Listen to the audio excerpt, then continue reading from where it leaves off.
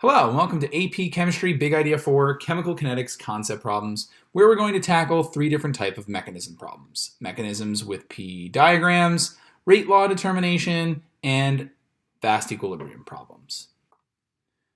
All right, let's go ahead and tackle our first type of problem.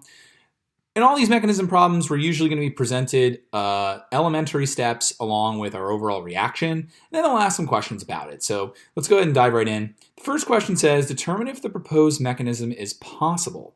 So for this to be true, the elementary steps have to add up to the overall reaction. So let's go ahead and take a look at the overall reaction. Now it's actually not balanced. It should be 2 nitrogen dioxide plus fluorine gas yields 2 NO2F. So knowing this, let's take a look at our elementary steps and see if our reactants and products end up making it out okay throughout the entire set of steps. So the initial nitrogen dioxides are going into the reaction, and we end up with our 2 NO2Fs. Now, F2 is also getting introduced in the reaction, which is a good thing. However, there is this other object, which is F, that is hanging about. Now, notice that it is created in the first step and then it's destroyed in the next step. So that means this ends up canceling out and giving us the overall reaction. So is this mechanism possible? Absolutely. The answer is yes, because it yields our overall reaction. Now, F we're going to have to identify later on. The question says identify the molecularity, all the intermediates of the rate determining step of this reaction. So we already discussed in the previous video that the slow step is always the RDS, the rate determining step. The one that takes the slowest is going to make the reaction dependent on it. So we can say, all right, molecularity, let's look at our reactants. There are 2 different molecules hitting into each other, so therefore it is bimolecular. Okay, that's number 1. Intermediates, well, yay. Okay, so the intermediate here is going to be fluorine. Okay, and the reason why is because it's created and then it's destroyed in that second step. And that's about it. That's all it asked for. Okay, so now going on to the next piece, it's asking for the energy diagram for the reaction, assuming that its delta H is negative 345. So if this is true, that means the products have to be lower in energy. You have to release some sort of energy here. This is our delta H. Okay. Now remember, we're always going to have our x-axis is either time or reaction coordinates or something like that. And then the y-axis in this case is always going to be energy, and in this case enthalpy. So we can just say E. All right, so now this guy undergoes 2 steps in this reaction mechanism. So we have to have 2 peaks, 2 energies of activation. So that first step is slow, so it has to have a very high energy of activation. Now you're getting to intermediates, and generally speaking, intermediates are always less stable than products. So we're talking about F here. You're less stable than the products, and you're also typically less stable than the reactants themselves. So now we have this positive energy of activation, and then our last step is fast, which means its energy of activation is tiny, and then it will end up going to our products. So let's quickly just label our energies of activation. We have our first one, okay, which is nice and slow, and then we have our second one. Okay. Now, interestingly enough, this reaction is going to want to push towards the right here. And the reason is because it's obviously exothermic. That's an idea of thermodynamics, as we talked about spontaneity. But if we wanted to make this reaction run in reverse, we're going to have to actually change the energies of activation. That's why it's actually much less likely to go backwards, is because look at the size of the first energy of activation if you were going to go backwards. Because running backwards, you have to run through this step first. So now, going through this energy of activation is much harder than going through this energy of activation. So probabilistically, you would go forward much more availably than going backwards. Go ahead and try this problem now. This is another mechanism proposed for the same reaction that we did in the previous problem. So go ahead and pause the video and give this one a try. Notice on your paper, there is a small typo. This actually should say NOF2 instead of NO2F. Okay, let's talk about fast equilibrium mechanisms.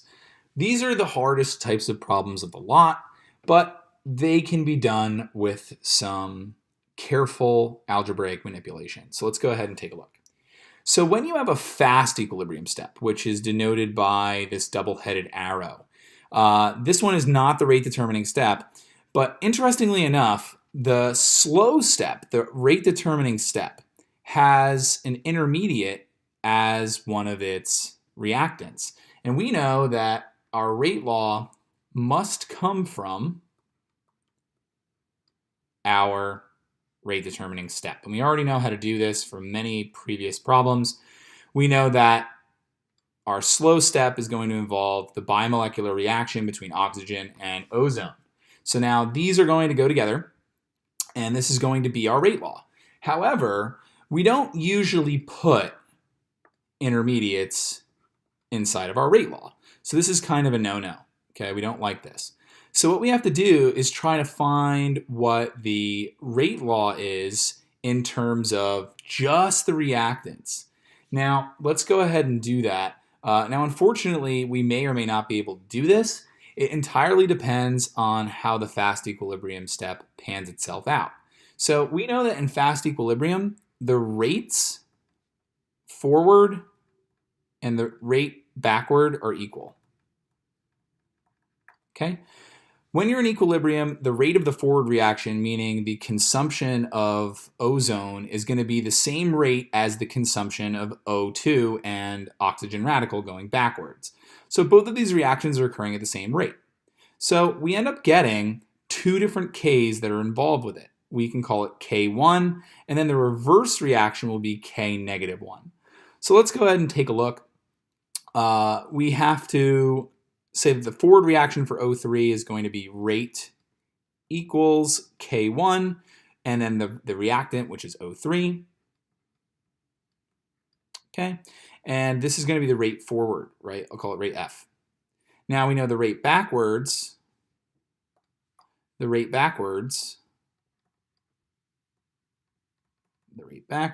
is going to be this K negative 1, meaning the opposite direction, and it's going to involve these as reactants if we want to push that way.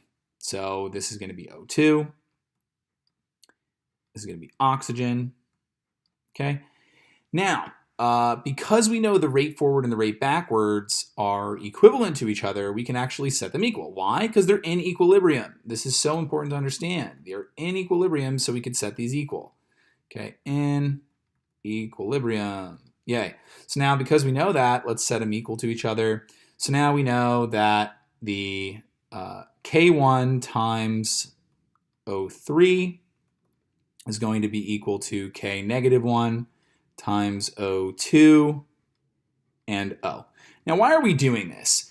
Well, if you think about it, because this first step is so fast, you're going to have a buildup of this oxygen because this guy's really slow.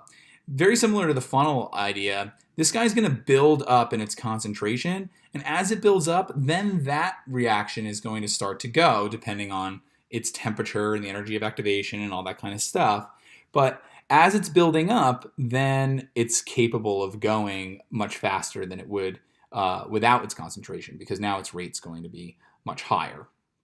Okay, now, when looking at this, all right, we have to solve in terms of the intermediate because we want to get rid of this oxygen. So let's go ahead and solve in terms of that intermediate because that's where we want to plug in.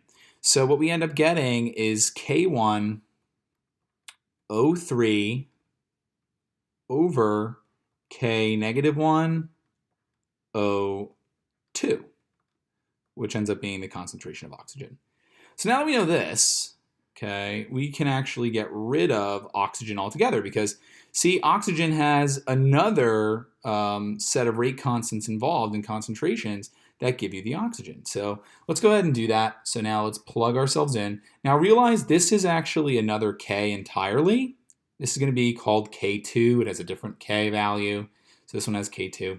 So let's go ahead and set this equal to rate. We have K2. And now we can make a big parentheses and plug in all of this material in terms of concentration of our intermediate. So we get K1 over K negative 1, and we get O3 over, O3 over O2. Okay, so now that I have this information, now I can solve and cancel some common factors. So notice, interestingly, that these are all constants right here. Okay.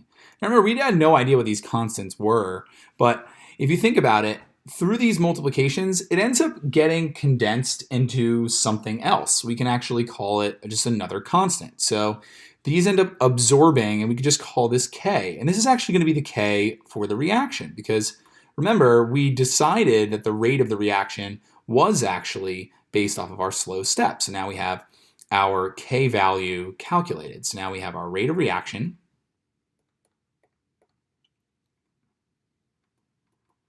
Okay, is going to equal our K reaction. All this gets absorbed, but we can't play around with the concentrations. Now we end up having O3 times O3 in terms of concentrations. So this ends up going to the second power, or meaning second order, and O2 still remains on the bottom. Now you might be saying to yourself, we've never seen reaction rates that look like this, where you have something in the denominator. Everything is linear and either first, second order, or whatever. Now notice that, again, this is a product in the rate of reaction, which is not very typical, but sometimes we do see this. So the question says, is this mechanism acceptable for the reaction order?